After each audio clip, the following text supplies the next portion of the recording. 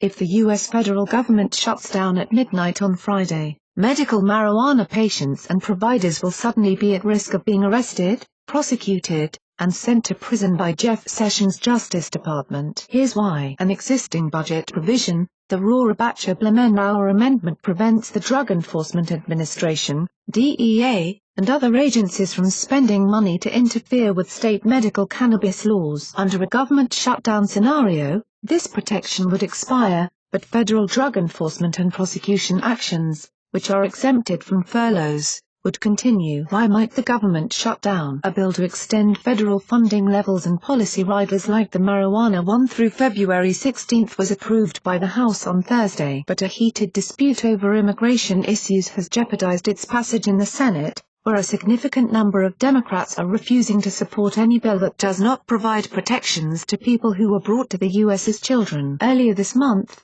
Attorney General Sessions rescinded Obama-era guidance that has generally allowed states to implement their own cannabis laws without federal intervention. That has left recreational marijuana businesses and consumers without a key protection they've relied on since 2013. But the ongoing existence of the medical cannabis spending rider has continued to keep patients and providers safeguarded from federal attacks. Until now, an unintended consequence of Senate Democrats' move to block the funding extension bill and shut down the government over immigration issues is that medical marijuana patients and industry operators would be at much greater risk. As soon as this weekend. Why would drug enforcement continue under a shutdown? All agents in DEA field organizations are accepted from furlough because they support active counter-narcotics investigations. This encompasses 21 domestic divisions, 7 regional foreign divisions, critical tactical support groups including the El Paso Intelligence Center and the Special Operations Division,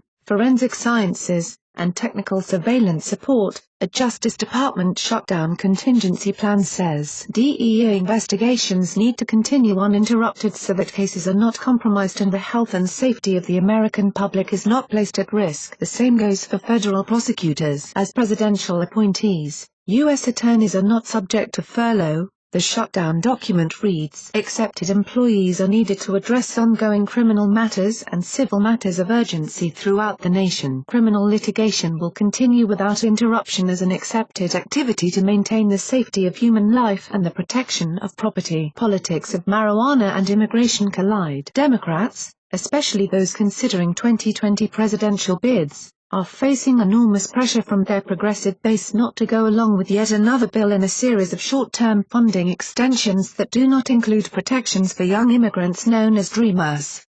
Because Republicans hold only 51 seats in the chamber, and a handful of GOP members are also opposing the spending resolution, leaders need support from Democrats to reach the critical 60-vote threshold to advance legislation. The medical cannabis budget rider was first enacted into law in late 2014, and has since been extended for each subsequent fiscal year. Last May, Sessions sent a letter to congressional leaders asking them not to continue the medical marijuana rider into fiscal year 2018. I believe it would be unwise for Congress to restrict the discretion of the department to fund particular prosecutions, particularly in the midst of an historic drug epidemic and potentially long-term uptick in violent crime. He wrote, the department must be in a position to use all laws available to combat the transnational drug organizations and dangerous drug traffickers who threaten American lives. Setting aside the important question of whether the medical cannabis rider will be included in full fiscal year 2018 spending legislation that congressional leaders continue to negotiate, and it is a big question,